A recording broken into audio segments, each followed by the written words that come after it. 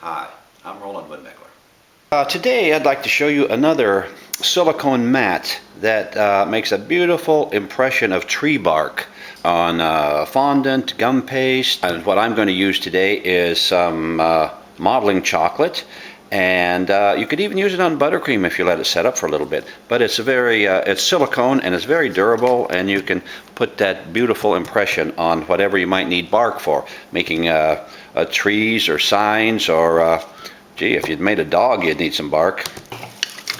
Okay, what I'm going to do first is roll out a little bit of modeling chocolate. Again, make sure you leave it thick enough in order to have enough depth to create a nice impression.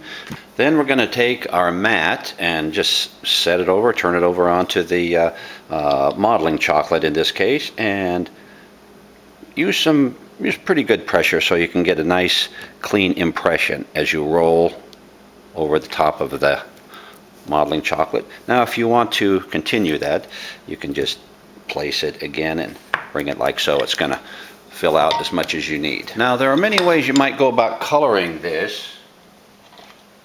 I'm going to use an airbrush, and I'm going to start with just some black color, and I'm going to try to spray into the darker areas of the texture here. It doesn't matter if you hit a little bit of the light or whatever too, but what you want to do is get some shadow in the dark areas. Again, this would depend on the kind of bark texture you want as far as the color and so forth. So it could be, this is just one possibility. Then I'm going to go ahead and use a moist paper towel and just blot off some of the color off of the surface. Now I don't want to, see how that's coming off? Put a little more moisture on here, a little more water. Okay, then we're going to see if we can get a little bit more of this off.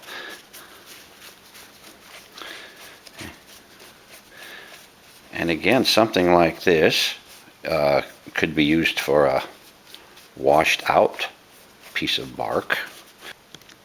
Then I'm going to go ahead and spray with some brown color. Basically kind of go over the whole thing, because this way it'll kind of accent the black color that we put in before, and it'll look brighter on the highlights where it's lighter. So, and it could be left just like you have a pretty nice looking facsimile of bark.